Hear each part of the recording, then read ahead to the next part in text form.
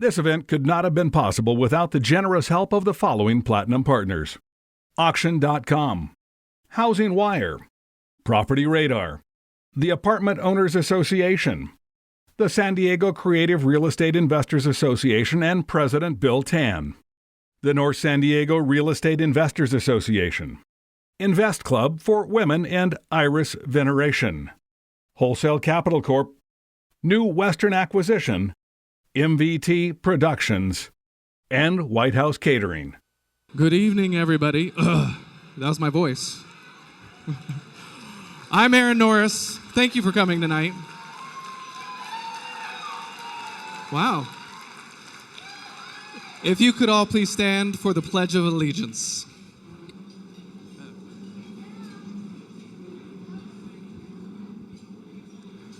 Ready? Begin. I pledge allegiance to the flag of the United States of America and to the republic for which it stands, one nation, under God, indivisible, with liberty and justice for all. Thank you. Such a sharp-looking room. Please enjoy your dinner. Not unfortunately, we've got a live audience watching us right now, so we are going to continue with the program. So a quick thank you to the TNG team, Craig, Robin, Rhonda, Vicky, Alicia, Greg, we got Joe. Just thank you everybody for being here and being a great team. Rich, thank you. And Diana, thank you for seating over 400 people. I think it's the stuff nightmares are made of. It's hard to believe that I survived real estate, turned 7 years old tonight. And really proud. We've had so many people go down sick today. It's unfortunate, but it looks like we've got a few more checks in, and it looks like we're going to come very close to what we raised last year, which was a record. We're going to raise over $90,000 this year. And that brings our total to over $500,000 in 7 years, so thank you. For those of you in the audience and maybe who are watching live online who don't know how this works, the Norris Group underwrites the event, so 100% of that money raised actually does go to charity. And we can't do that without the awesome sponsors that you see in the program tonight and that we'll talk about a little bit later today. There's also people in the audience who raise money to attend. Some people don't have a dime out of pocket, maybe except for the awesome dress or the tux that they're wearing tonight. They join our fundraising team run by Make-A-Wish, and they ask friends, family, and coworkers to donate $10 at a time, whatever they raise. Our top fundraiser couldn't be here tonight. He raised over $2,700. Bruce May, if you're watching at home late, thank you. And the top two fundraising teams, almost neck and neck, is InvestClub for Women and the San Diego Creative Investors Association. So thank you. Our efforts tonight benefit two very important charities that benefit children with life-threatening illnesses. I am going to invite Odette Gutierrez up from St. Children's Research Hospital after this short video, and she's going to share a little bit more about St. Jude. There is nothing more contagious than Eli's smile. I walk the halls of St. Jude like I'm walking with someone who's famous. Literally, I can't make it 5 feet without someone being, he's so cute, he's so sweet, oh, look at that smile. And every day that lights my heart up. He's just one of those personalities that make you want to feel good.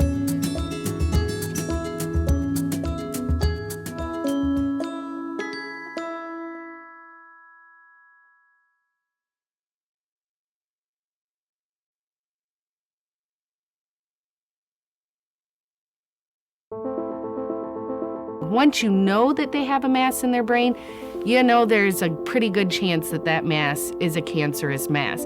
So I would have to say that hearing that he had something in his brain was harder than hearing that he had cancer, because I had already kind of prepared myself for them saying it's cancer. I had not at all prepared myself for them saying he has a mass in his brain.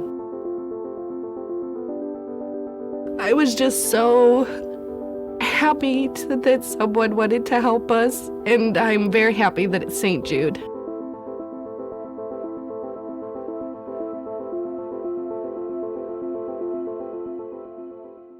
For a long time in my life, I didn't think there were good people in the world, and there really are. And a lot of them are here. I don't think that Eli would be alive today if it wasn't for St. Jude. He has an MRI every 3 months, and this was the second time in 6 months that he's had a clear scan. So he's doing really good right now. He's really been so strong.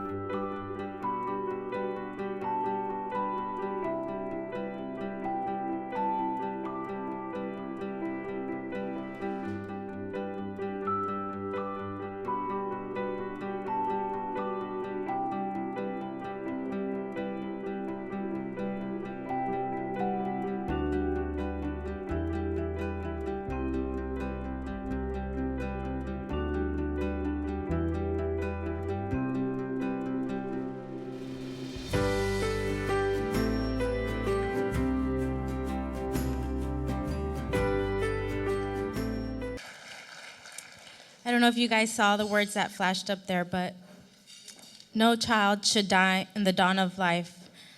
Those are the words of Danny Thomas, founder of St. Jude Children's Research Hospital.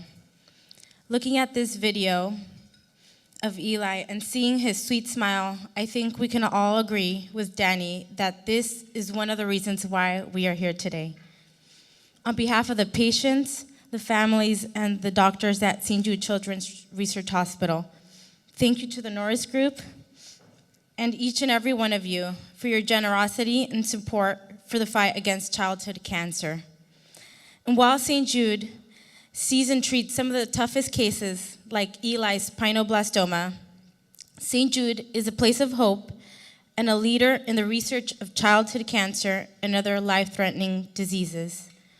Treatments invented at St. Jude have helped push the overall childhood cancer survival rate from 20% when the hospital first opened in 1962 to more than 80% today.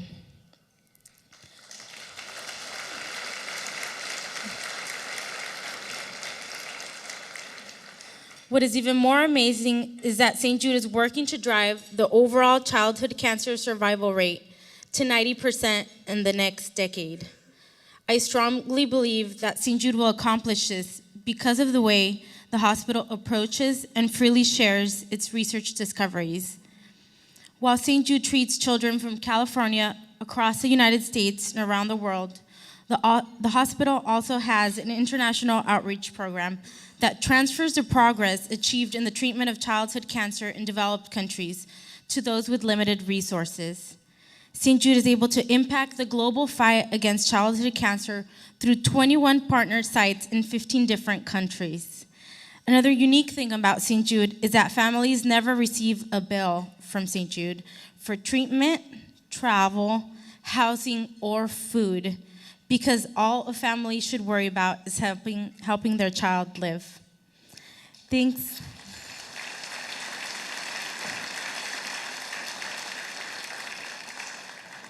Thanks to your generosity, St. Jude is able to do this and so much more.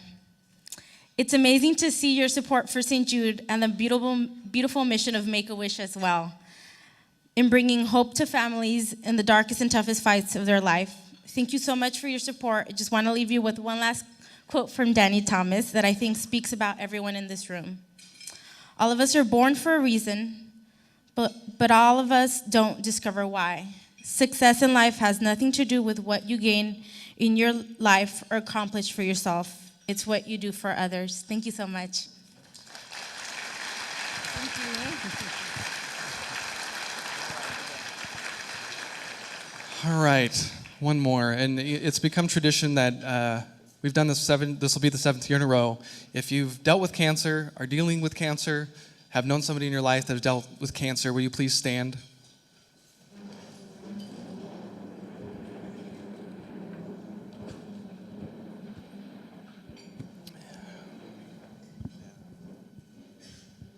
Thank you for doing that. Okay.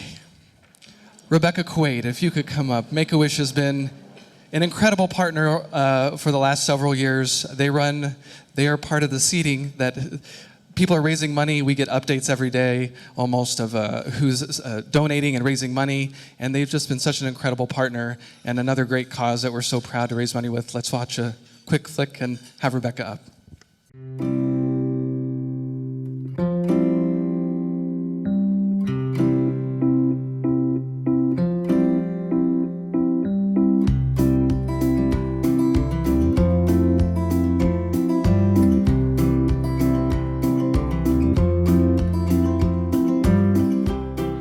Nominee got diagnosed on September 23rd of last year.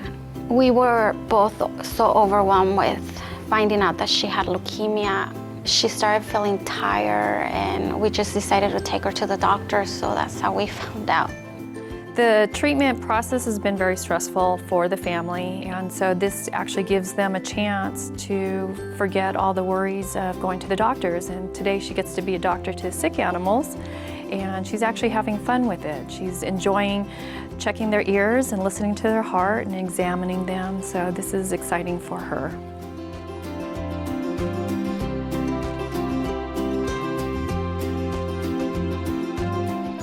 I think there's plenty of studies now that just show that pets in general and working with animals has a calming effect with people, and it's a place for somebody like nominee where she can devote some attention to things that she can help, where she can make a change or she can make a difference. She wants to be a veterinarian when she grows up, and she loves animals, and I think it's a good fit for her to come and hang out with us. That's what we're all about.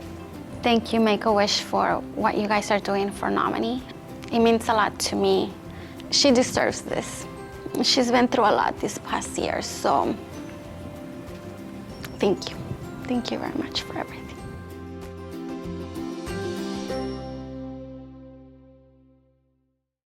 Good evening, everyone, and thank you, Erin.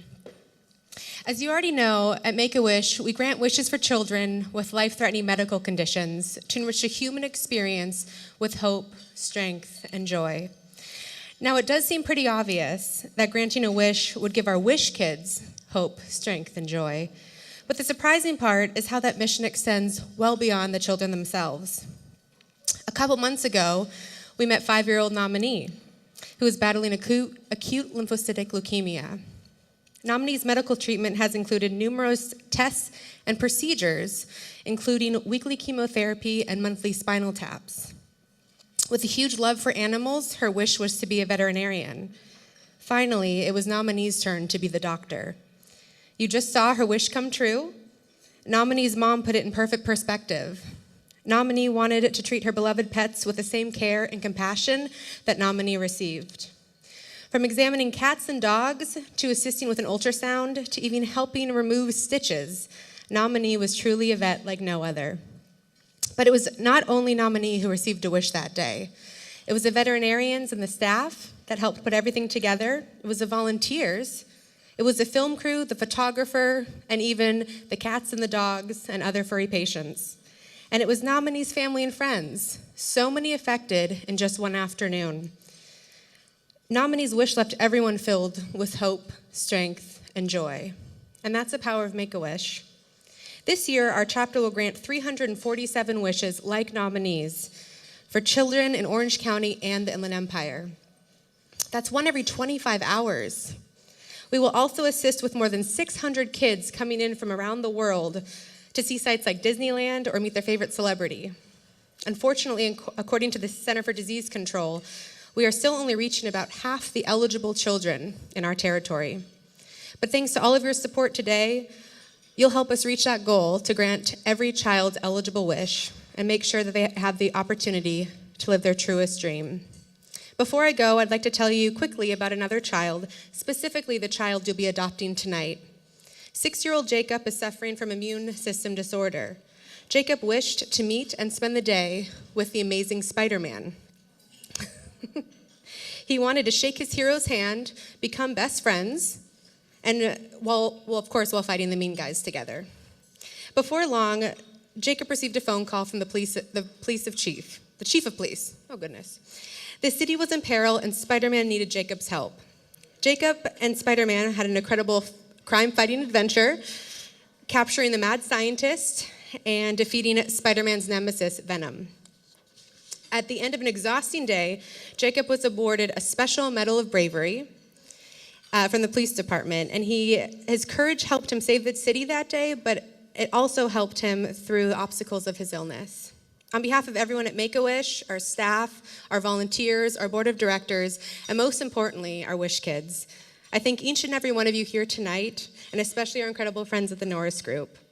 Erin, we are so proud to present you with this Adopt a Wish plaque, commemorating Jacob's wish to fight crime with the amazing Spider-Man.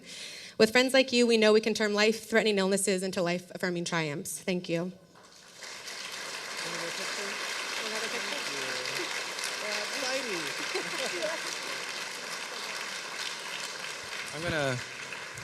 Thank you, guys. I'm going to put this on the table out where they've been stationed, so you get to see this. It's Spidey and the kid. It's pretty awesome. And if you'd like to take a picture, I'll leave it out there. So if you're out there, you can take a picture. It's pretty neat. I didn't do that last year. I'm sorry. So, great causes. Thank you, Rebecca. Thank you, Odette, for being here tonight. And Francine, for all your work over the last 4 months. I really appreciate it. Awesome causes. If you could silence your cell phones, take out that candy that you're just going to unwrap and annoy your neighbor with right now, and do it. You know who you are. Happens every year. We are airing live tonight. White House Catering does a great job. Despite what you might think, I don't do any of the cooking. And they're masters at taking dishes away, even as we start the program. So thank you, White House Catering, for the awesome work. And George with MVT Production, thank you. With that, we're going to get the party started. I get to introduce the host for the evening, an investor for over 30 years, parts of thousands of transactions as investor, builder, and hard money lender. He hosts our award-winning weekly radio show, and he spends much of his time researching really nerdy things like bills and bailouts and economic trends. I did not inherit that. I get to call him Pop, Bruce Norris.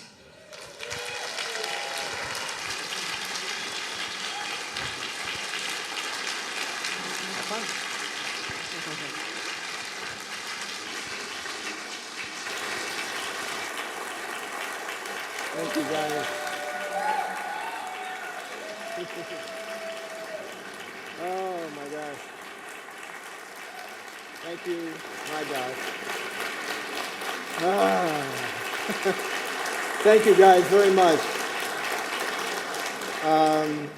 I don't even know where to tell you how much that means. I know that's more than an affirmation for Bruce Norris. It's an affirmation of a company's intent, and a lot of great people that I get to call co-workers, if you will, at the Norris Group. So thank you. Aaron thanked everybody, but there's one remaining person to thank, and that's Aaron Norris. He is an amazing young man that I am very proud to call my son. And he, at the very core, I learned a long time ago, what made his day bright was making someone else's day better. And I get to watch him do that for a living. And he's so involved in charity with the purest of intent. And that's just, it's exciting to see. So thank you all for coming. We have a really exciting panel. I've interviewed some of these, all the people on radio show. I've done it sometimes, many more times than once. It's always a challenge to interview people that are smarter than you are. Now we have a whole string of them that'll be in front of me, and it's fun. Aaron mentioned that occasionally I get a little nerdy and I go off and I study stuff. I'm about to do that next week. I'll be gone for an entire week. I am taking with me about 50 pounds of writing. I will read all of this with a yellow marker to try and figure out what's going to go on for 2015. Doesn't that sound exciting?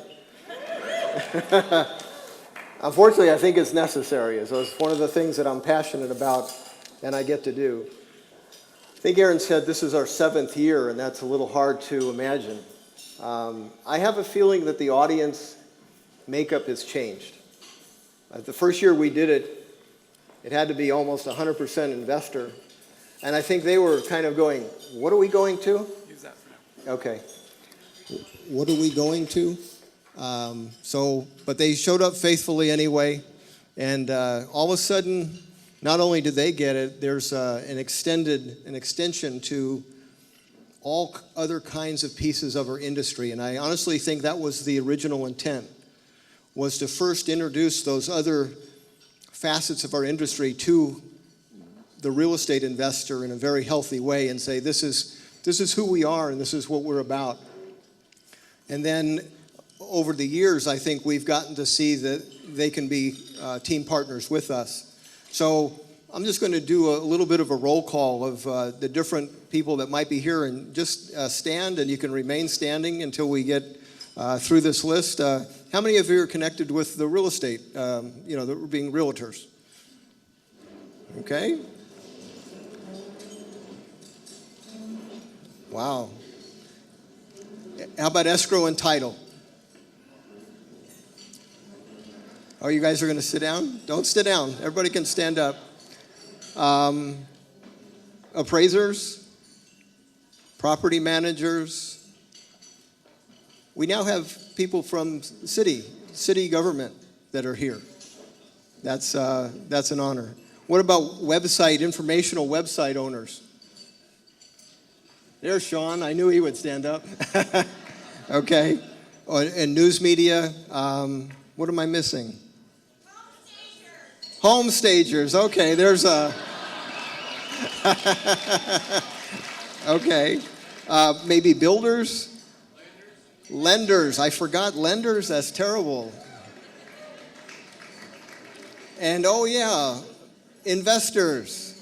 Hey! There we go. Thank you. Thank you all for coming out tonight. We hope it's a very memorable night. One of the effects when you decide not to look at your industry as a standalone piece, like if you're an appraisal institute, is if you work together with the entire group, you accomplish something that happened, let's say this last week. After 3 years of effort, combined effort from the Mortgage Bankers Association and National Association of Realtors, probably the Builders Association, they came up with a definition of qualified residential mortgage that probably we can live with. And without a lot of effort from people that are on the panel and people that were predecessors of those people, that wouldn't have happened.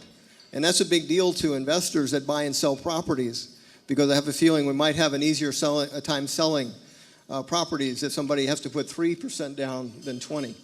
So we're really kind of in this all together. Leslie Appleton Young, I didn't hear this live, but I wish I had, but I know she said it. She said at one point during maybe the worst section of time, God bless investors. And what my hope is that the rest of the industry remembers that going forward. There's a tendency that once we're not of use, that they kind of forget about us. I just read that they're about to implement the 90-day hold rule again, okay, at the end of the year. The article actually said, well, the investors have sort of, served their purpose, and now we're going to go back to normal. I hope that somebody on this panel will take up that and say, you know what, that's not necessary, because these guys are team players. And they deserve a piece of, first of all, you can't assume we're going to do something wrong just because we have the ability to buy a house, fix it up, and turn it inside of 30 days instead of 3 months. It's not much fun owning a vacant house for 90 days. And so it doesn't help our cause. It doesn't help an area. And so we hope that maybe that can get fought on our behalf. Just so you know that some of us investors take the other pieces of our industry very seriously and respect you a great deal. During 2012 and 2013, almost every property we bought and fixed and put in the MLS was made an offer by a hedge fund or 20 hedge funds, all cash. And we never took one of those offers intentionally because it would have skirted somebody in your industry getting a loan, having an escrow. And so we never did that intentionally. We said no to every one of those. And I think that's important for you to understand that we're team players along with you. And sometimes it cost us money to do that, but we did it anyway. I'm going to tell you a story because I think it's important to... It's interesting how some days you can literally start with the worst business day of your life. A few months ago, I got a phone call out of the blue. Somebody said, Bruce, I was the listing agent of a house that you sold to my investor about 10 months ago. He said, were you aware that there was a violent death on the property? And I said, no. He said, well, the gentleman that bought it has, been told and confirmed that, in fact, that had happened. I said, no, I didn't know that. And so I had been flipped the property by somebody else, and I called him up and I said, were you aware of that? And he said, yes. And he said, and I disclosed it to you in writing, and my heart sunk.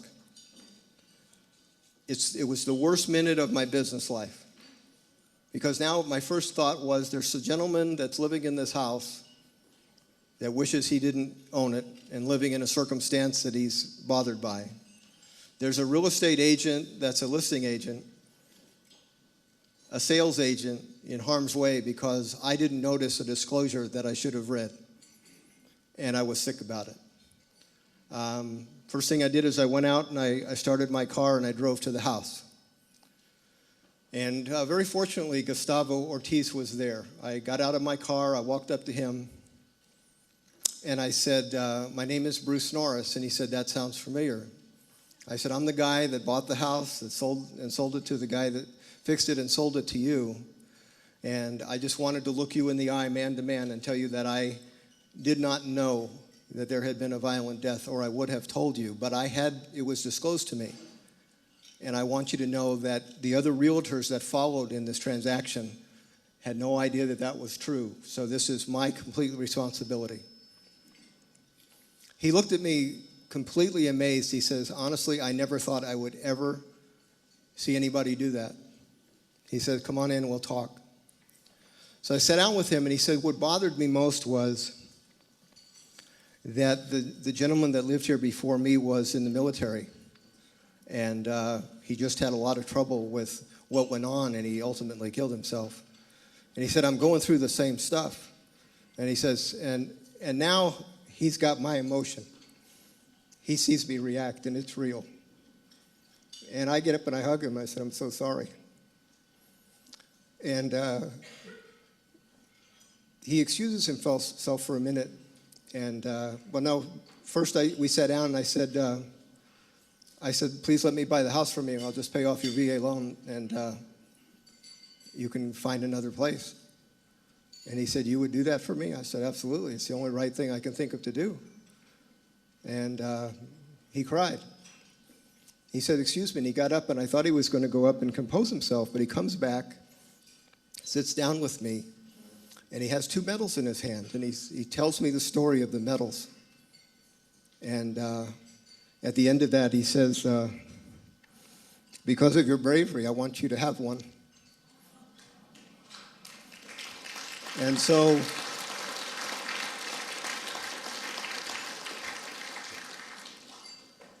it was the most amazing day that I've ever had as a person in real estate.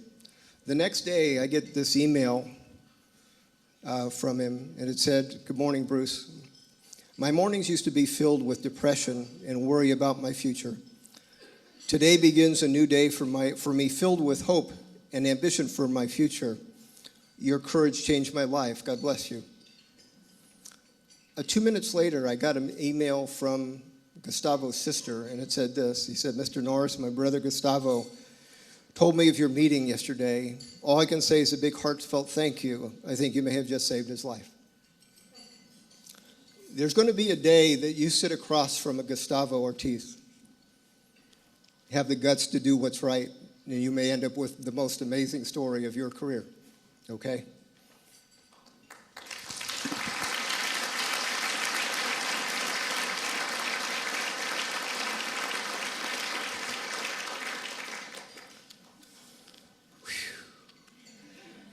As you can tell, that was touching, and it still touches me. In 1981, I had a very unique experience attending my first Jim Rohn seminar. I didn't want to go to the seminar, never been to a seminar. They told me it was 3 hours long. I calculated that was 6 sermons. I didn't know how I was going to make it. And in a 3-hour time period, Jim Rohn managed to turn my entire life upside down. I set a series of goals for the first time in my life. Little did I know that in that audience was a gentleman named Jack Fullerton that was affected in a very similar way. And tonight we're going to talk about Jack Fullerton a little bit because he's going to receive an award that we got permission from the Jim Rohn Foundation to give called a Roney Award. I interviewed Jack, and I've known him for a long time. He was an entrepreneur when he was 8 years old. He went around and took in trash cans in his neighborhood. He got the account, did the work, collected the bill, invested the money, opened the savings account. Some of those habits apparently went and fed his ambition to be an Eagle Scout, which he became. By his own admission, he wasn't a great swimmer, but he became an All-American swimmer anyway. He coached All-American teams. During that stretch of being a coach, he was working about 70 hours a week as a teacher and a coach. He got introduced to the world of real estate investing. And even though he had very little time, he managed to work on the side. And he and Mary decided that they would create wealth by being frugal for a 5-year plan. And so that's what they set out to do, and they did that. He started an investment club called the Commonwealth, and I attended one of those meetings in 1986. The first thing that I heard him say in front of an audience was that anybody that says they can buy properties below market enough to resell them immediately in California is not telling the truth. And I thought, well, he'll probably be happy to know that that's not true, that it can be done. So I waited all the way till the end. And if you're a speaker, the last person is always the problem.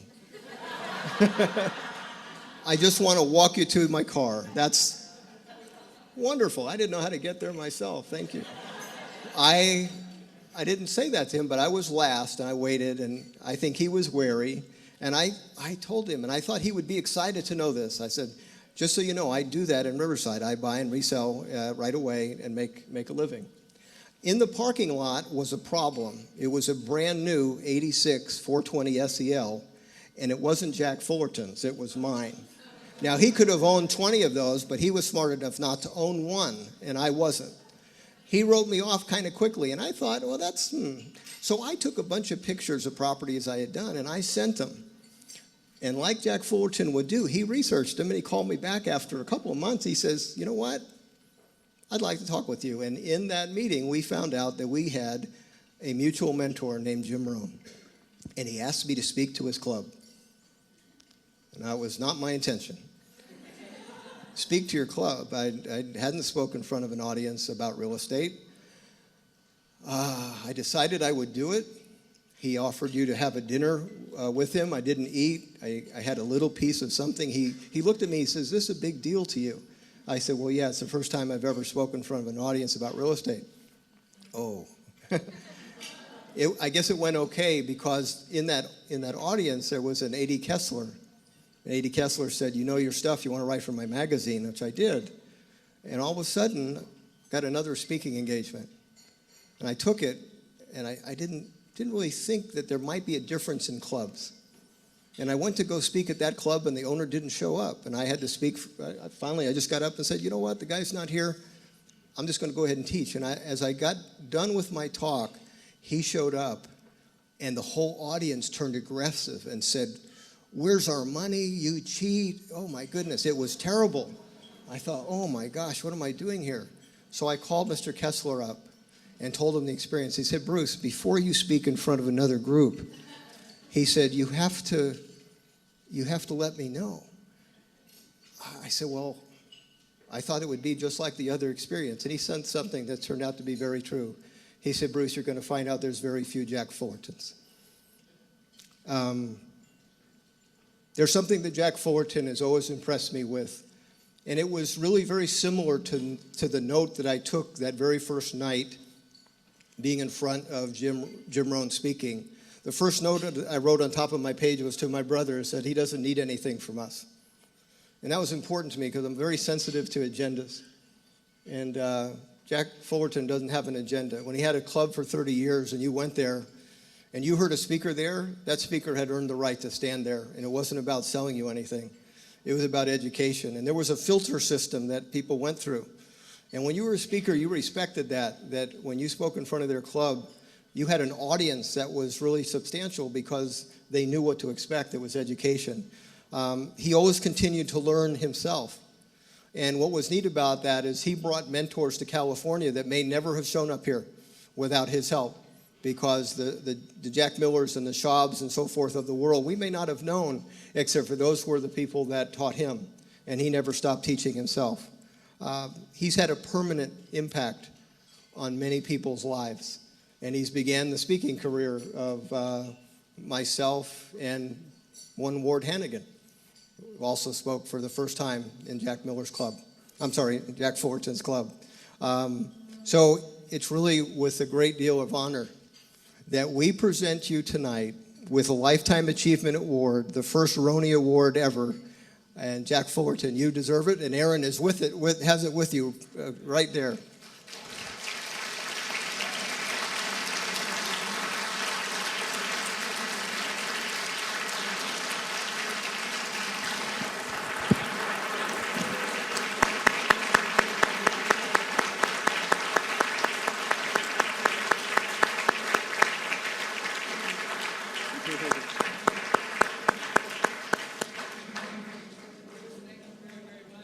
Thank you, Jack. Thank you very much. Pardon me? Oh. Jack, we on the website have some testimonials from some of your friends. The Rona State sort of came a little bit late, and we weren't sure if you were going to be able to attend, so this literally fell together thanks to Bill Tan and a few other people very last minute. So if any of you have some really great stories and some testimonials about Jack, I'll be collecting those and passing them on. And if you go to isurvivedrealestate.com, you can see some of those testimonial videos up for you. All right? Thanks, Jack. Okay. Time-wise, we're pretty good? Okay. Okay, we got to do just a little bit of housekeeping here, and I'm going to invite up our first two panelists. Are you removing this? Is that what you're doing? You need help?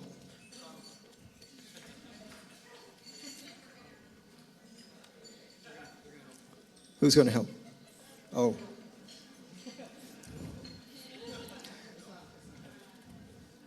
There we go. Okay. Yay! Okay, our first two panelists we're going to bring up they're economists. Love to get the big picture of how they see things. Christopher Thornburg is an expert in the study of regional economies, real estate dynamics, labor markets, and business forecasting. He's been involved in a number of special studies measuring the impact of important events on the economy, including the NAFTA treaty, California power crisis, port security, and the September 11th terrorist attacks. Prior to launching Beacon, he worked with UCLA Anderson Forecast, where he regularly authored the outlooks for California, was certainly one of the first economists to say in advance that the real estate market was in trouble. And he's one of my favorite guests because I know I can ask him stuff that I don't know the answer to, and he's good with it. And so that makes it a safe interview. So Christopher, please come on up.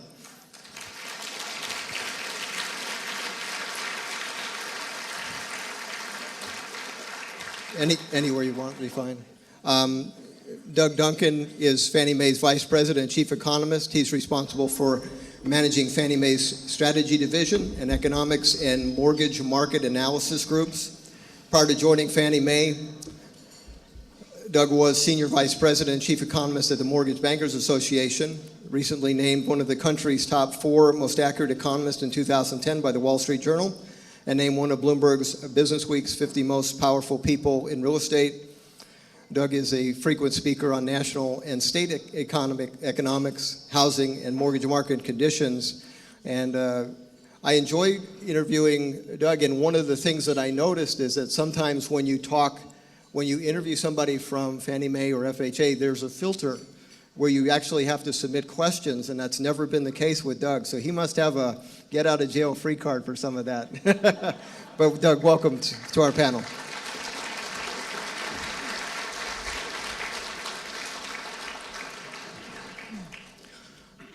I guess the first thing I'd like to ask, and each of you take a turn, is where do you see the national economy as far as GDP growth in, say, 2015, and how will that affect real estate?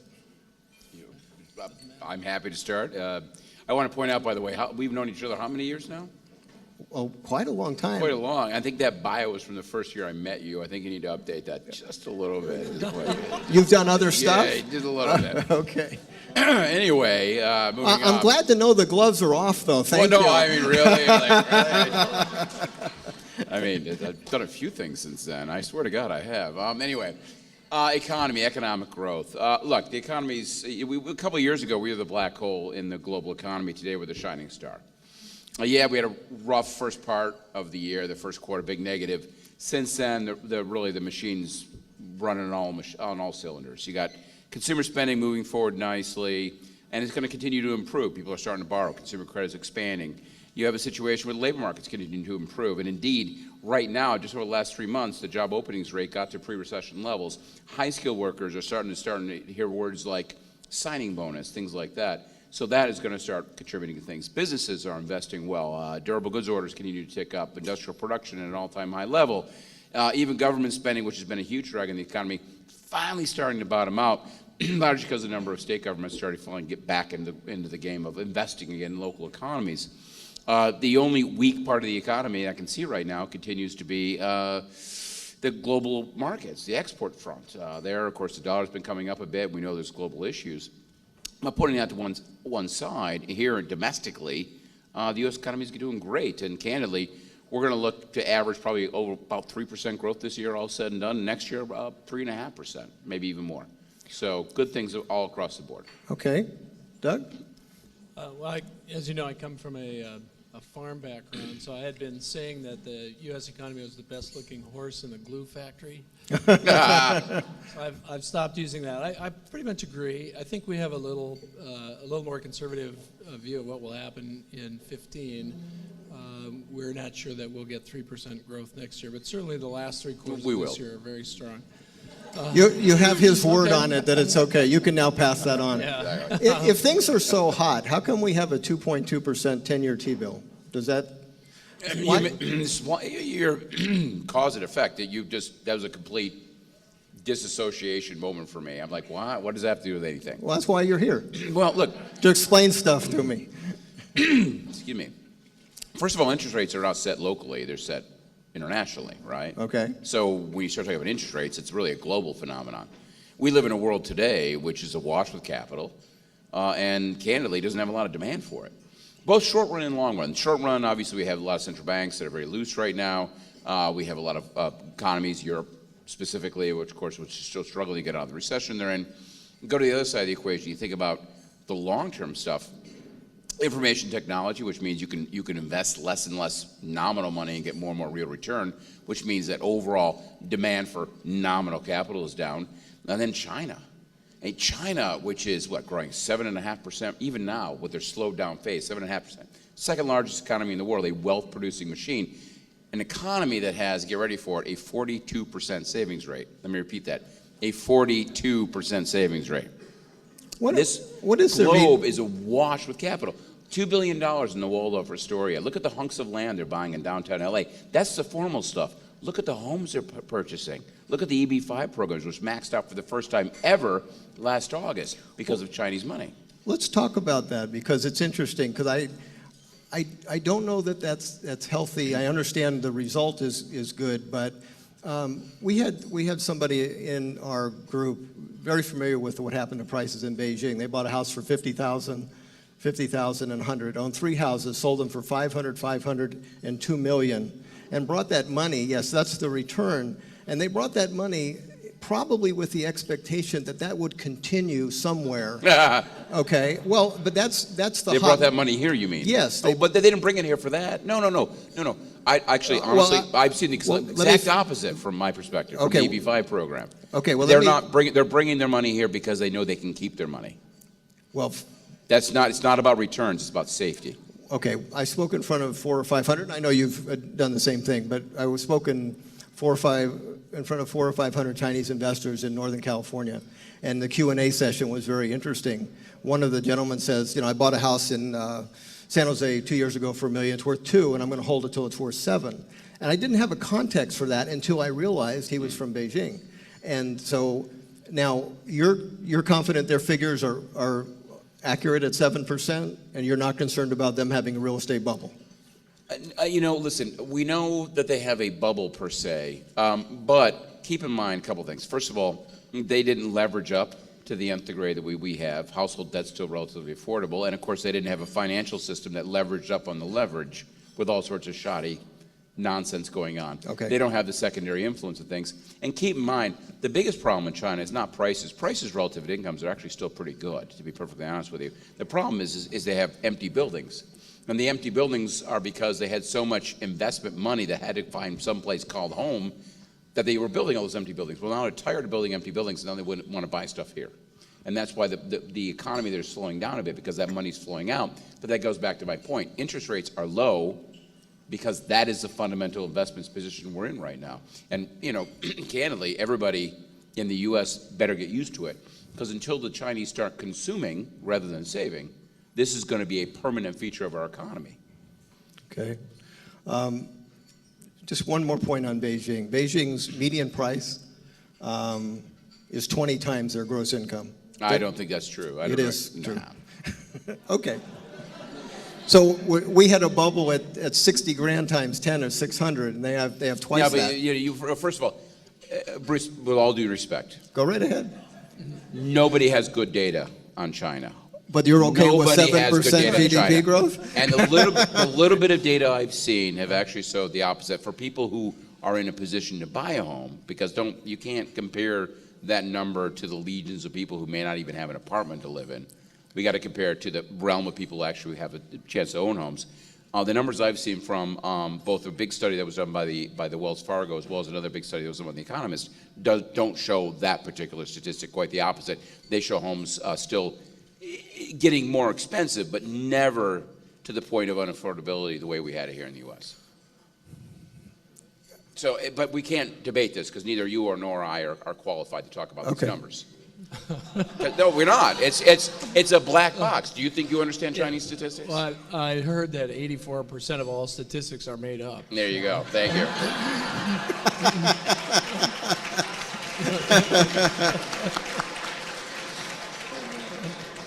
Well spoken. Yeah, that was good. I like that. What? I'm not a China expert. I do think that interest rates in the U.S. are going to stay low for some time, and I think it's a function of the fact that the U.S. economy is clearly now the strongest economy on the globe, and that if you are seeking a place to place your capital, you're going to place that in the place that has the best combination of return and safety. Okay, so just thinking kind of down the road, we have a strong dollar. It's made some impressive gains against other. Again, you're overstating things. I didn't overstate anything. It's up 4.5% in the last few months, and it's still down 20% from where it was 15 years ago. 15 years ago, okay. It's a pretty modest adjustment. So it doesn't have any negative impact on things like exports? If it keeps going, but I don't think it will, because it's already slowed down some. Mainly, keep in mind, that's mainly against the euro. Against the, say, for example, the Chinese yuan, it's still stable, completely stable. Against, so it depends on who you're looking against. Against developing countries, it's still where it is. It's come up a little bit against developed countries, mainly the yen and the euro. Okay. Doug, when you look at the employment situation, the unemployment chart or the jobs, as far as the total number of jobs that are in place now, what does that chart tell you? Well, we look at a couple of things. Sorry. I was getting ready to use a statistic, so I wanted a little further away there. There are a couple of ways we look at things. One is, it is true that the U.S. has the same number of, in fact now a little more, than the total number of employed people that we had prior to the crisis.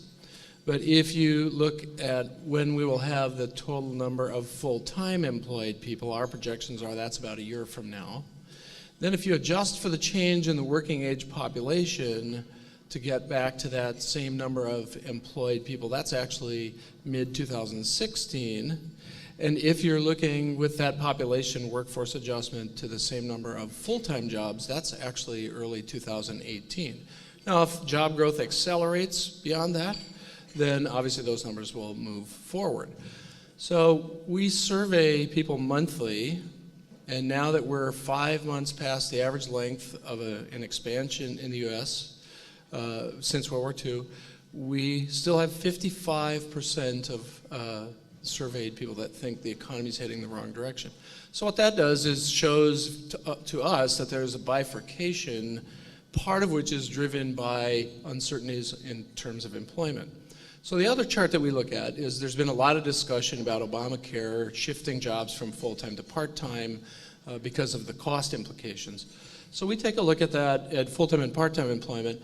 At the beginning of this expansion, almost all the jobs that have been created since the expansion began have been full-time jobs. But what happened during the crisis was that roughly 3 million jobs went from full-time to part-time and have not returned to full-time. Not maybe one person took a part-time job and the person that was in that job went to full-time or something. But basically, you converted about 3 million workers to part-time. So there's still, in the population, there's a sense in which this has not been a recovery, and there's a bifurcation of attitudes in the public as a result of that. You're hearing it in the discussion of income distribution as an after effect of the public policies. Now, how does California play out? Let's say, are we in better shape than the U.S.? Oh yeah, absolutely we are. And if I may, every statistic you had was perfectly fine, but I will also say that it wasn't maybe necessarily relevant. Sean, you want to come up here? We need who's buying the drinks later? That's what I want to know. Look, I agree with you. The labor market is still out of whack. We know that. Before the recession began, let's look at distressed workers, underemployed, discouraged workers, long-term unemployed. There were 7 million before. They peaked at 9 million. They're now below 13 million. The key here, if you want to talk about growth, you have to look at where that trend is going, and the answer is going down. Again, 20, now we're at less than 13. We need to get back to 8 to call things normal, which is a couple years off. There's no doubt about that. But it's moving in the right direction. Okay. And when you're talking about growth, when you're talking about home price growth, permit growth, whatever growth, what's important is that trend is down. And so that's why I say it's not, we have to keep in mind that we're moving in the right direction. We're not back. Nobody's ever said we're healed from the Great Recession. But we are getting there, and that's important. And yes, California's ahead of that game. We lost more jobs in the course of the downturn. We've now added them all back. And when you look at growth in the state, it's not just San Jose and San Francisco. Indeed, if you look on a year-on-year basis and ask, what is the second, third, and fourth, that comes up. Third, fourth, and fifth. There we go. Fastest growing economies in the state. Believe it or not, it is Kern County, Bakersfield. Number 4 is Fresno. And number 5 is the Inland Empire. Is that because it came down so far? We Absolutely, had nowhere to go but the point here, and we've said this all the time. I not too long ago, I was at an event, and someone made this comment about, oh, we're shocked that the Inland Empire is starting to come back. I'm not. Look, this state has something that everybody in this world wants, which is one of the most amazing living environments you can have. People want to be here. It's a difficult place to do business. I have a business. I get that. I deal with it on a day-to-day basis. But as a result of its sheer desirability, this place continues to succeed, and we're certainly seeing the bounce back now. So the numbers are clear. We're in for a good, steady run. Indeed, my biggest problem with the state's economy, and I know at some point in time we're going to circle back to this, is a lack of housing. We just don't build enough to support the kind of growth we should be having, and it's an enormous constraint on the economy. Now, you think builders are holding back for what reason? No, CEQA, California Environmental Quality Act. The abuses of the system. Look what happened up in Lancaster just a couple days ago. Big thing. Japanese company is going to come in, build an enormous plant to build rail cars. In the end, the reason they decided to leave California, go someplace else, was because the unions, which wanted a better union contract, were threatening to sue them under CEQA. And the Japanese are like, well, we're out of here. This is ridiculous. I mean, why should we be dealing with an environmental lawsuit on the basis of a contract negotiation? What kind of nonsense is this? And so CEQA has become this tool used to abuse any particular interest by a group of lawyers and small interest groups, including the unions, that has held back a steady increase in our housing supply. Put this in perspective, we have 12% of the nation's population. We have more than the national population growth, we have a faster growth rate, yet nevertheless, over the last 20 years, we produce about 8%, 9% of new homes. We are so short of supply right now. And, you know, a couple of years ago, the state was panicking, right? Kamala Harris, we had to have a homeowner bill of rights because everybody has to protect ourselves from these big evil banks because prices will just continue to fall. Well, now we're on the other side of that equation. The reality has shown itself. The problem, they should never have been worried about falling prices. What they should be worried about is what's going on right now, which is spiking prices because we don't have enough housing. My favorite two recent anecdotes about the California housing market, I was speaking to a group of investors in San Jose, and the lady that drove me back to the airport said she had some rental properties, and she said, you know how in most rentals, if you want a pet, you have to pay a pet deposit. She said, we charge monthly rent. So I was going to try to get my wife to move to California so I could reduce the pet supply.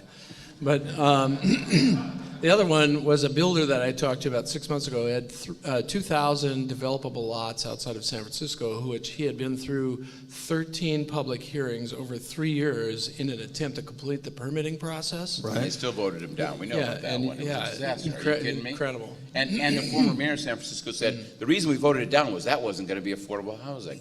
Are you kidding me? When all the 2,000 people making a lot of money who you now denied housing to are now going to go down to one of your wonderful middle-class neighborhoods and gentrified it.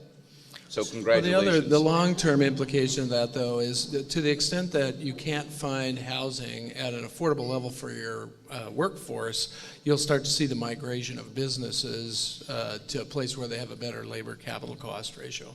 It's a little more delicate dance than that, but you're absolutely right. It's the biggest thing. All the time we hear how Texas has grown so much faster than we have. What's funny is that's not on a per capita basis. The reason Texas has grown faster than California is because they have approximately 2.5 times the rate of population growth, which is 100% a housing issue. We would have more people if we only had more vacant houses available. Yeah. So now, mind you, dealing with the traffic I dealt with to get over here today, maybe this is a good policy, don't get me wrong. But let's at least acknowledge it. I really have to get my arms around that one, but that's okay. Okay. So you're saying that now we look at a chart of sales and it's down, and well, it's starting to come back. Well, but it's down. And by the way, here's a better statistic. Take sales, subtract foreclosures, because foreclosures and the investor wave were one part of the cycle. Let's look at retail demand. So take sales plus new home sales, subtract foreclosures 6 months earlier, and do that graph. And what you see is it came down, and now it's bouncing back. So the investors are fading because the foreclosures are fading, but now you're starting to see a second surge in the market, which is the retail buyer starting to come back because of easier credit conditions, because Fannie Mae is out there doing their job finally and getting money out to people. It's been a number of years. Credit conditions are becoming easier, and people have equity now because the price increases in prices that have occurred because the investor wave pushed prices up, taking 12 million people underwater and turning into 4 million people underwater. So there is a whole second wave starting to come online right now, and there's a whole second surge in the real estate markets. It's coming. Next year is going to be great for real estate. If only there was something to buy. It is a lot different the first time. This is a lot different than the first time you met me, isn't it? Well, I'm glad. Obviously, you need both sides. Okay. We've painted a really rosy picture in this. If we talk to a builder about why they're not building more homes, I think the answer will be that they're not selling what they're making. They don't have enough confidence to go and build spec homes. They're building homes that are literally pending, and then they build them. I mean, honestly, if they had that much confidence, they have. Riverside has. There's no permitted lots. What are you talking about? No. Where are they going to build them? There's 40,000 permitted lots. Where? Well, there's a company that's their job to count them, and in Riverside, there's a few. Okay, you watch. I'm in a neighborhood of. Then start building. I'm in a neighborhood in them, and they literally are making these houses one or two at a time, and they're falling out of escrow, and they're sitting vacant, and it's not in a bad area, I tell you. So I don't think builders. It's always interesting to me, and I think I heard. We need to take a drive. I need to see this neighborhood because I'm not seeing that in the aggregate statistics. You're welcome. You're welcome to come over. And besides, maybe in your neighborhood, maybe you're right. Were you saying maybe there's not something- enough billionaires, to buy all those homes in your neighborhood. Was there, I think I remember this statement being made in '05 about we're not building enough homes. That was true. Was that your opinion then? Yes. That we were not building enough homes in '05? And even, if you remember, even in the middle of the crisis, I kept telling people, look, California has the lowest housing vacancy rate in the continental U.S. We are going to bounce back in a big way. This whole cycle was never about supply and demand, ever. Ultimately, that last huge cycle we went through was about the credit quality that was driving the real estate market. Okay. And if anything, today, the credit quality is more than good. The pendulum is still too far in one direction. Now, mind you, in a year and a half, if that credit pendulum starts swinging over and we start having ninja loans again, God forbid, then we can start pulling the panic button. But that's not what's going on out there. You know that, and I know that. Doug, do you feel like the buyer has more willingness than capacity, or is really hesitant because they look at housing and go, I don't know if I want one? Well, we recently went over to the Fed and talked with Janet Yellen, and the following is the sentence that we use at a national level. So obviously, California has some very special characteristics that are different. It's 12% of the U.S. market, too, so it's substantive. But broadly speaking, the sentence is, today, demand weakness trumps credit tightness. So what that says is that doesn't mean that that's going to last forever. We're not sure how long that will be the case.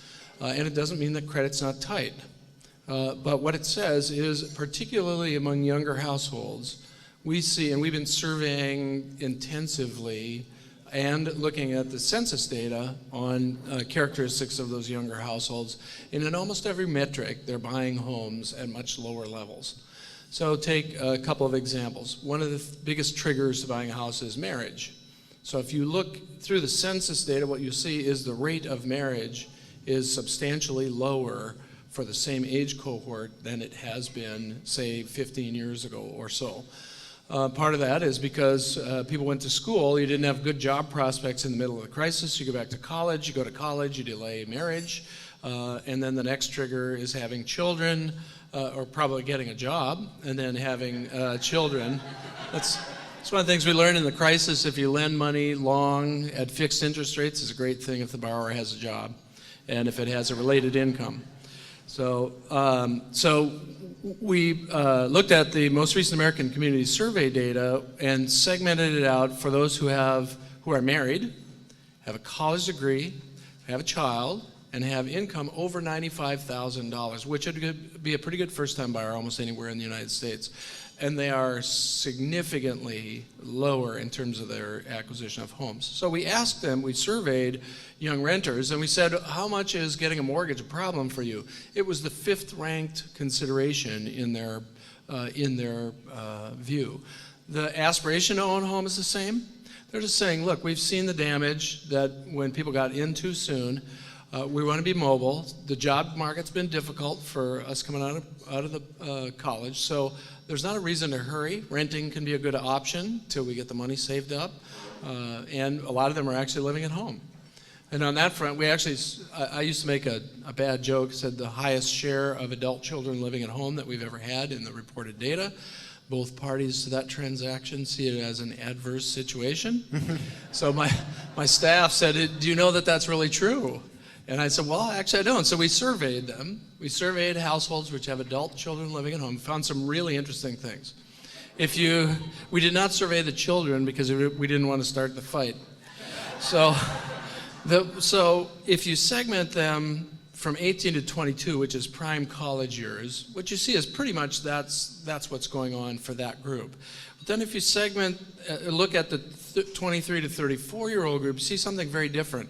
In that younger group, only 54% of those households have a full-time working parent, which was a number that was much lower than we thought. Obviously, only 20% of the kids are working full-time because that's the college age. And 72%, I think, was the number of parents that said that was a good thing. 20% said they wish they had chosen a different option. 8% were ambivalent, I think. But in the older ones, the interesting thing there was there were only 38% of those households that had an older adult child, only 38% had a full-time working parent. And 48% of the children were working full-time. So there was clearly a different economic transaction in that household, which in our view reflects part of this bifurcation in the view of the public about whether this has been a good recovery or not when it comes to jobs and income. That we thought was fairly interesting. Maybe you should send them a memo that they should build homes in California. That would fix everything. There you go. We have reached, we have to end our interviews with Christopher and Doug. Thank you very much for both of your input.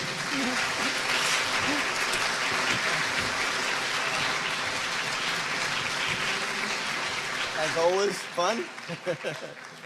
Okay. We're now going to invite 4 other panelists up.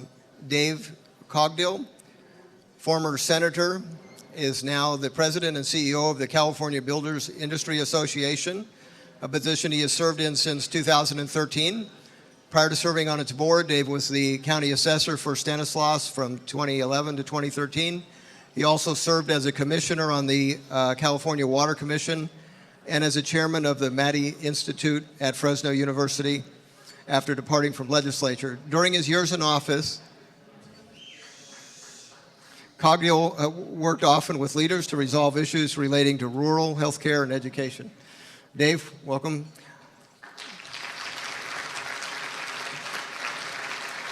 Anywhere you like, fine. Sean O'Toole is with us again. Sean, prior to launching PropertyRadar, Sean O'Toole successfully purchased and flipped more than 150 residential and commercial foreclosures. Leveraging 15 years in the software industry, Sean used technology as a key competitive advantage to build his successful real estate investment track record. Sean has always thrived in startup environments and as such became a key contributor at Xing Technology, acquired by Real Networks, etc. Sean, thank you.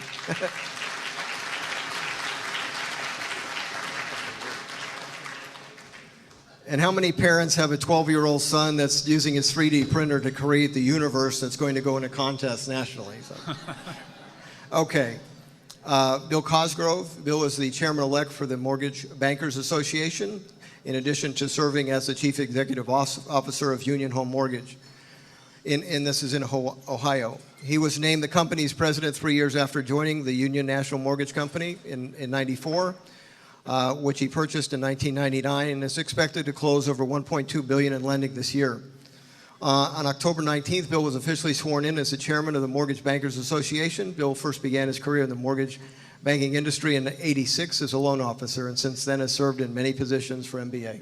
Bill, welcome to our panel.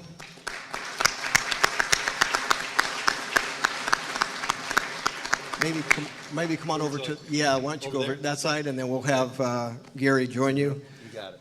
Gary Thomas is a realtor in Orange County, California. Is the immediate past president of the National Association of Realtors, a second-generation real estate professional. Thomas is a CEO and founder of Altera Real Estate. He has been in the business for more than 30 years and has served the industry in countless national and state leadership roles, including vice president and liaison to government affairs for the National Association of Realtors, served on several presidential advisory groups such as Real Estate Settlement Procedures Act, Housing Opportunities Advisory Board, on and on. Lifetime, actually, most of these gentlemen have served for a lifetime in their industry, and we're very lucky to have them on our panel. So thank you guys very much.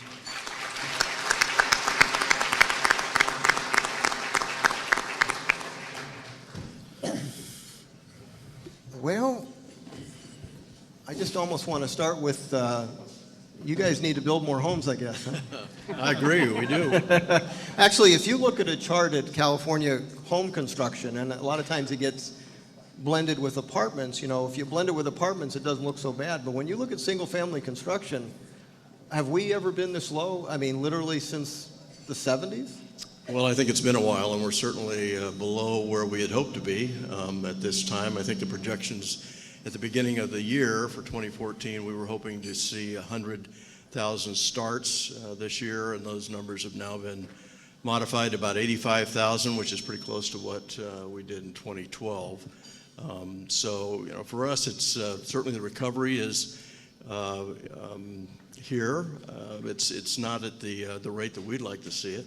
And I think that's for a number of reasons on really both sides of the ledger, not only as it relates to pricing, but certainly as it relates to the cost of building homes in this state and what it takes to actually bring that product to market at the end of the day. So, yes, things are better than they were just a few years ago, but they're certainly not where we'd like to see them. And as far as the obligation to build homes, as long as we've got people that are willing to buy them and the wherewithal to do that, and the ability, the permitting we need to do it, we'll be building homes to sell. That's the business our folks are in, obviously. So it's not that we're not building because we don't want to build. Are the builders confident enough from what they're seeing from the buying public to just let it rip and build spec?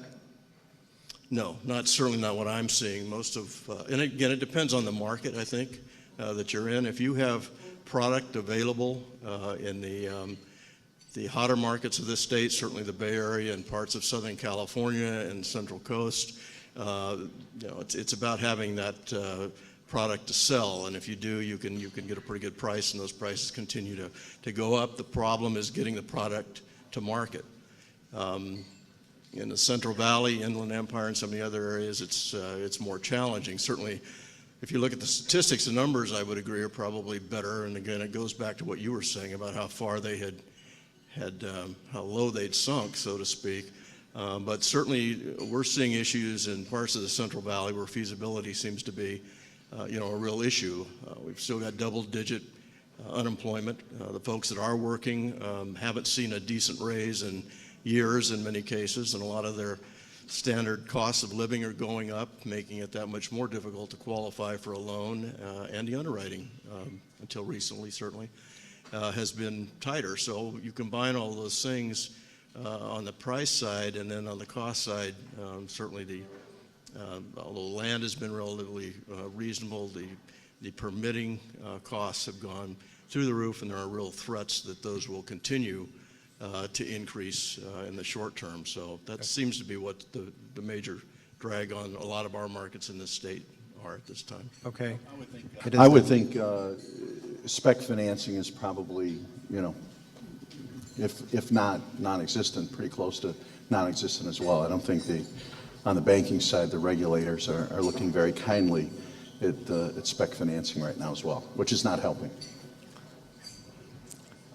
If they thought they could make money at it, wouldn't they be doing it? I'm not trying to be devil's advocate. In other words, there's one of the things that I look at if I look at confidence, sometimes I'd like to look at subdivision creation. In Riverside County, typically that number is between 3 and 350 subdivisions being created.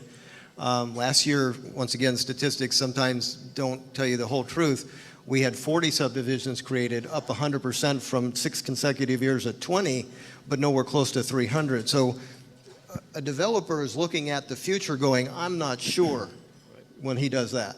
That's what that tells me, and a lender's making the same statement as well. I would agree. Okay. I agree. I mean, kind of a big deal this week, right? The big deal is the redefinition of what a QM versus QM, thank you, QRM. Now, can you explain to us have they come in a line, and now is it much different than the original, like the original down payment and so forth requirement? The original proposal was drastically different. With QM, when we started to advocate this at the Mortgage Banker Association, there is nobody, and I think Doug could speak to this, there was nobody in Washington that felt we had a snowball's chance in hell of QM equaling, QRM equaling QM.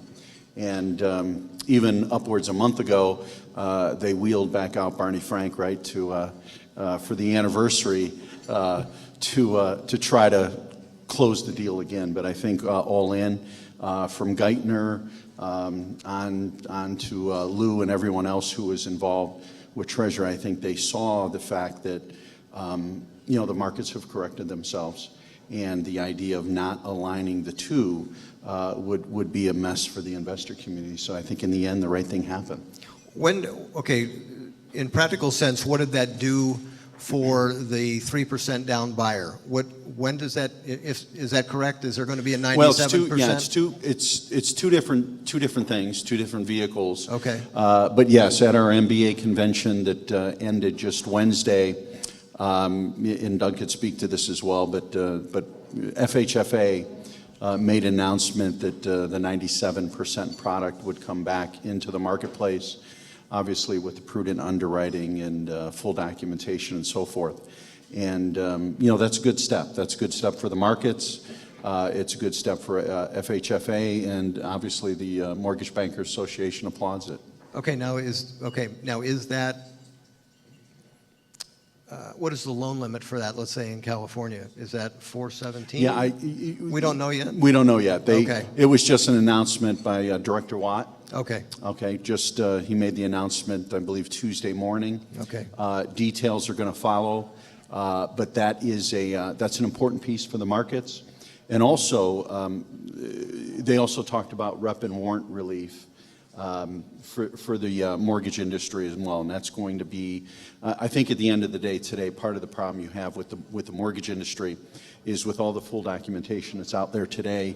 If there's an I gotcha mistake, it's triggering a loan buyback. Right. And so what's happening today is we all know that underwriting is very, very conservative. Because if, I tell people that if you get it 98% right, the 2% today will get you killed. If you're not 100% right today, you have a problem. Well, with the rep and warrant relief that FHFA announced, it will, the long-term effect, I think, will bring the pendulum of credit decisions back to what would be considered more of a normal state in the coming months. Gary, now in California, where you've been a realtor for a long time, sales still really not where we thought they were, and we thought they'd be maybe 10% higher than they have been. What's your take on why that is? Well, I think one of the biggest reasons is the investors are not in the market the way they were last year and the year before, and so that has reduced the number of sales, along with the fact that we don't have the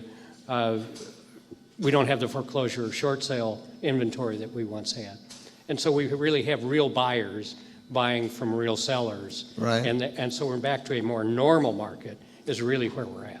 Well, and that means that we were in a healthy market. That's correct. Right. Yeah. But we still haven't we really didn't have a good price year, and we didn't have volume increase. Well, in some areas we had too good of a price year last year. And so we had to pull back from that. Okay, why do you say that we had to pull back? That's honestly not human nature. Well, we usually build gains on gains. I understand. But we replaced the buyer, is what we did. The problem was we were getting, the affordability index was shrinking rapidly. And so that hurt, a lot of buyers. And so as you bring the prices up, you have a limited number of people that can buy. Okay. I'll come back to that one, okay? Sean, your last few years, obviously, you've been an investor at Trustee Sales, provided the industry with information. What's your take on the volume that they were able to buy, let's say, 2 years ago versus now? And also the big buyers, have they moved on and gone somewhere else? Yeah, institutional buyers have gone from about 5% of sales purchases. That's where they peaked. Everybody talks about what a big impact they had. They certainly had a big impact on prices in Riverside. They never really had a big impact on volume. They were about 5% of total volume at the peak. That's down to about 3%. You got to remember that number also includes relocation companies and other things. So there's kind of a baseline. It's not all Waypoints and Colonies and Blackstones. I think the one thing they did do was offer on anything that moved, though. Well, and that was an impact that forced somebody else to buy it maybe for more than they would have. I didn't think of that at the time, but it probably happened. They realized the market was mispriced. Yes. Right? So they saw that, okay, I can buy this property above market and get a better than 7% return on rents. And given the economy and the cash available and all the rest, the market was mispriced, and they jumped in and took advantage of that. The market's no longer mispriced, and they're no longer buying. Well, their they're activity buying at the trustee sales is down 60% this last year. Right. Now, they've moved somewhere else because it's probably better somewhere else at the moment. Perhaps. We're still not nationwide, so I don't know. Okay. In California specifically, I know that you don't consider them a really big market maker then. And I guess one of the concerns for people in the audience is, what if they decided to sell? LLCs and LPs own 0.94% of single-family homes in California. Sure, if they put them all on the market today, whatever it is, 100,000 homes, would it have an impact? Yes. But that'd be like China selling all of their dollars tomorrow. They're just not going to do it. They're not that dumb. And no, there's no chance it's going to have an impact. To your knowledge, is a lot how they hold properties kind of gives an intent on their longevity in the marketplace. So if they had formed a REIT, let's say, of homes, is that basically a statement saying we're going to hold these for a very long period of time? Yeah, I think so, because the managers that get hired to manage the REIT only have a job as long as they have those assets. And people usually want to keep their jobs. Okay. Back to building. As far as unsold inventory, is there, a minuscule amount of that at this point? I would say yes, as far as our product goes. And again, it goes back to the way we build homes nowadays, which again is not on spec. It's pretty much, you sell the model, you sell all the options. And they're purchased very much the way we have purchased cars for decades. So they're more or less built to suit at the end of the day, with the exception of if a subdivision seems to be going very well and you may have lots that for whatever reason within that development are unsold, after a certain period of time, then the builder will go in and build a spec home there, leave it unfinished so that the buyer ultimately can choose the finish that they would like, but they don't leave these vacant lots within a block, so to speak, for very long. You see that kind of spec building, if you will, but the majority of it, again, is pretty much a build-to-suit situation. Okay. Are the builders building products for a move-up buyer, by and large, or a first-time buyer, and how has that industry changed, let's say, in the last few years? Well, you mentioned earlier about the fact that nowadays we're building more multifamily as a percentage of housing stock than had historically been the case, and I think it goes to some of the comments that we heard earlier about the millennials and the younger generation and how they view home ownership and when to make those decisions and what drives those decisions is very different than what it was a generation or more ago. So I think that's what we're seeing more of. The product itself is different in many ways and being tailored to meet the needs of a different market today. We've got multi-generational buyers in many cases where you'll have 2 or 3 families at sometimes in the same home, those kind of things. So it's a different environment, certainly from that standpoint, and we are seeing a different product and a different mix as it relates to multifamily versus single family. Okay. Sean, foreign buyer in the Northern California area, have they had an impact on price? I honestly don't know. Okay. I don't think, we've seen some, research there, but I haven't seen anything yet reliable enough. We have plenty of, so we use public records data, right? And so we could take a look at last names, but we have a lot of people with foreign last names in California already. Sure. So, determining which ones, there isn't good data in public records to determine that. So I don't really think anybody knows. California Association of Realtors has done some surveys on that, and that's probably about the best, and they have, take you can have on that. I think they have foreign investors buying about 8% of the volume, which is, that's a big share. Yeah. Okay. Larry, what about nationally? Are there pockets where they definitely have an impact on price? Well, absolutely. You know, there's areas where they affect the price more than other areas. New York City, for instance. Okay. You know, they're buying up a lot there and paying cash for it. So, you know, the biggest thing is they come in and pay cash, which is hard to compete with, you know, other buyers competing with them. So that's the difficulty.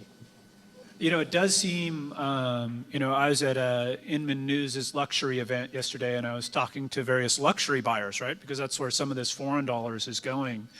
And it seems like it's localized to very small, specific areas, right? So talking to realtors in this area, you talk to a realtor in Arcadia, they've probably done or heard of at least an AB5 deal. But in other neighborhoods, most that I talk to have not. So it does seem like there's these little pockets of areas where that activity is happening. Okay. I think the other area where you would see it is around universities, because they really want to have their children educated here, and they buy them a home or a condominium or something in the university area. Okay. Take a half-hour break, then this panel will be back up with Doug Duncan, and we'll spend an hour with them asking, I think we'll start with affordability, one of my favorite topics. Thank you. The Norris Group would like to thank its gold sponsors for supporting I Survived Real Estate, Adrenaline Athletics, Coachella Valley Real Estate Investors Association, Caldwell Banker Town and Country, Costa Mesa Marriott, Council of Multiple Listing Services, Elite Auctions, In a Day Development, Inland Valley Association of Realtors, Investor Experts, IRA Services Trust Company, Jennifer Buys Houses, Keystone CPA, Las Brisas Escrow, LA South REIA, Lievis Tax Wealth Management, Personal Real Estate Magazine, Pilot Limousine, Primary Residential Mortgage, Northern California Real Estate Investors Association, Real Wealth Network, Realty 411 Magazine, Resident Lens Photography, Rick and Leanne Rossiter, SJREI, Sunoco Corporation, South Point Companies, Spinnaker Loans, Tony Alvarez, UDirect IRA Services.